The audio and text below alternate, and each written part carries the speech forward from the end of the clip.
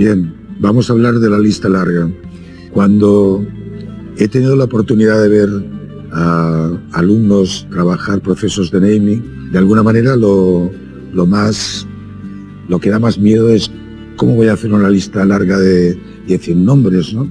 ¿Cómo voy a generar tantos nombres? Cuando en realidad, si me pongo delante de una hoja en blanco, de una pantalla en blanco, me salen 3 o 4 nombres solo, ¿no? Vamos a dar como bastantes ideas para generar un montón de nombres, ¿no? Vamos a verlos. Inicialmente, insisto en la idea de que se trata de que no busques el nombre, sino buscar nombres en general sobre un tema. Por lo tanto, censura cero. Incluso los nombres más, yo diría, increíbles, imposibles, incluso nombres que pueden ser risibles, etcétera, etcétera, tienes que ponerlos en esta hoja. ¿Por qué? Porque te pueden dar ideas para generar nombres que realmente sean interesantes, ¿no? He dado cuenta en muchas ocasiones que cuando una persona que no tiene experiencia en este tema del naming empieza a trabajar, para poner nombres lo que hace es relacionar una serie de valores que considera que debe tener este nombre, ¿no? Pues no sé, cercano, amable, sólido, etcétera, etcétera, ¿no?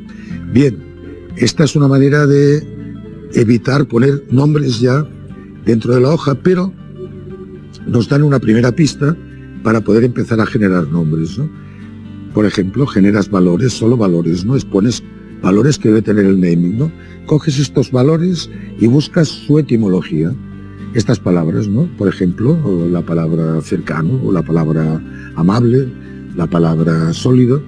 Buscas la etimología de estas palabras de una manera muy sencilla. Te vas a Google, pones la palabra, pones etimología al lado y te van a aparecer una serie de entradas en las que puedes conocer la etimología de estas palabras. Por ejemplo, la palabra cercano, que es una palabra, bueno, de uso normal, que no le otorgas la categoría para ser un nombre, para ser la resolución de un naming. Tú verás que tiene una etimología en latín que viene de la palabra circa, ¿no? Bien, ahí tienes un primer nombre, no digo que sea el nombre adecuado, pero estás empezando a generar nombres ya en esta lista larga, ¿no? Esto sería un planteamiento, ¿no? Un segundo tema sería trabajar con palabras que empiecen o acaben en la forma que tú crees que puede tener las palabras que hacen el naming, ¿no? Por ejemplo, si estamos trabajando en el sector financiero, ¿no? Y tenemos que, como briefing, denotar claramente este sector, podemos buscar todas las palabras en castellano, en inglés, que empiecen por la palabra fin, ¿no? F-I-N.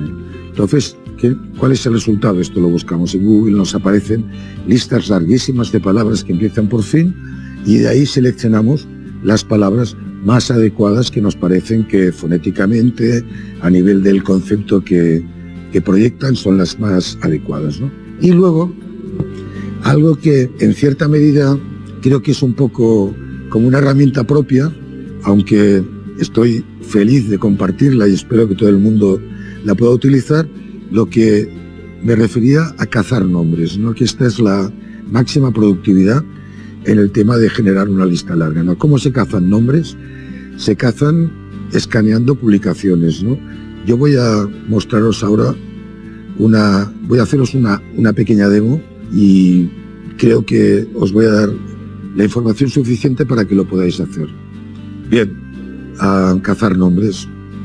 Esto es una actividad como bastante curiosa, ¿no? Se trata de, como os decía, escanear publicaciones, ¿no? Por ejemplo, aquí tenemos una publicación de estilos de vida, ¿no?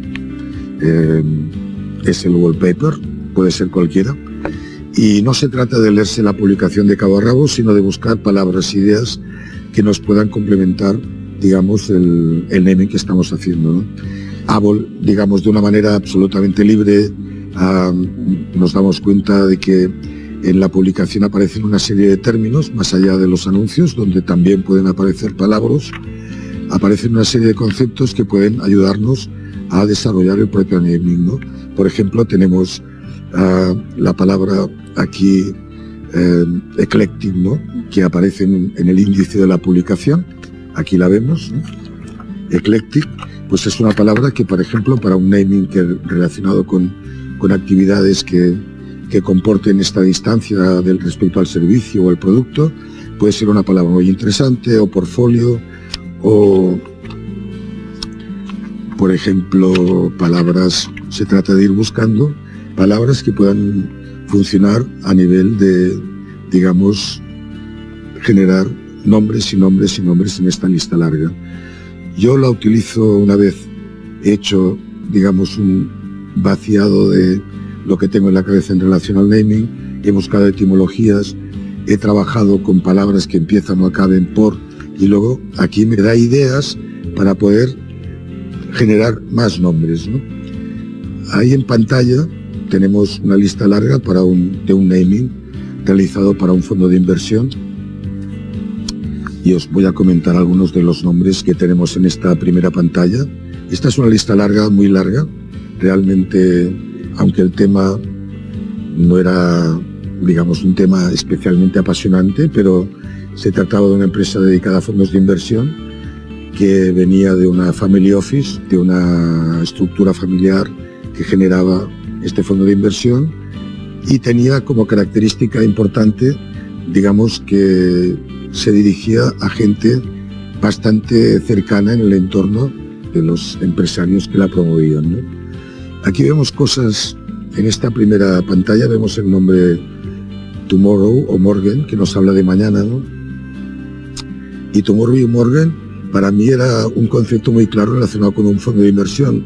Inviertes para que en el mañana tengas un retorno, ¿no? Entonces la idea de mañana nos gustaba, la idea de, digamos, together, ¿no?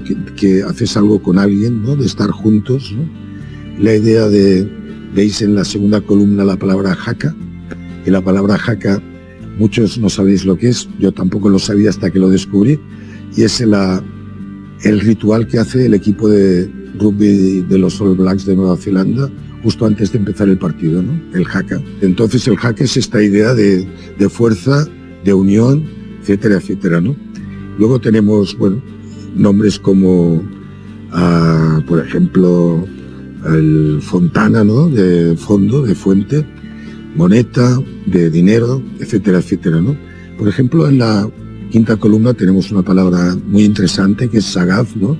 Que es una palabra que todos conocemos lo que quiere decir, esta agilidad, esta espontaneidad, esta capacidad, una palabra que genera movimiento, muy poco utilizada, digamos, en el contexto de las marcas, por no decir cero utilizada.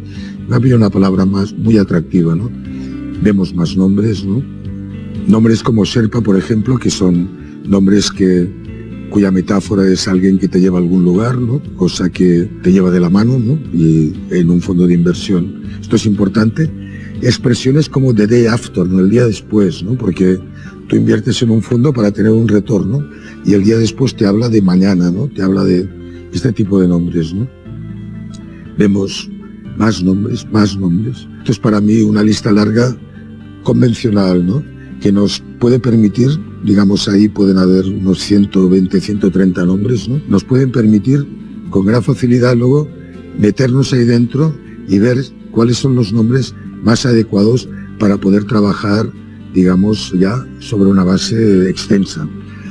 Esta es una lista larga, extensa, que nos puede permitir trabajar sobre una base de nombres amplia, que con toda seguridad va a contener los nombres más adecuados, ¿no? Os preguntaréis, bueno, en esta lista la mayor parte de nombres están en inglés, ¿no? ¿Y por qué nombres en inglés, nombres en castellano, incluso cuando son nombres locales, aquí en Barcelona, nombres en catalán, ¿no? Bueno, depende del briefing, ¿no? En este caso, el fondo de inversión tenía un alcance, digamos, comunitario, ¿no? Que es una de las, yo diría, una de las condiciones que se establecen ahora de una manera bastante universal, ¿no?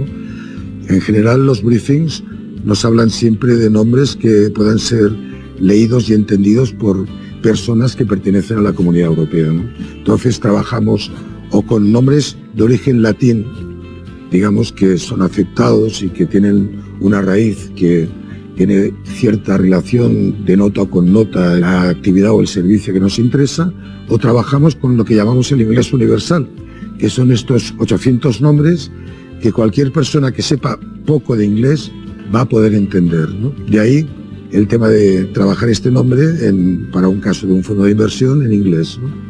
En la siguiente lección vamos a ver cómo, partiendo de esta lista larga de más de 100 nombres, podemos llegar a una lista corta de 10 y cuál es el proceso por el cual llegamos a ello, ¿no?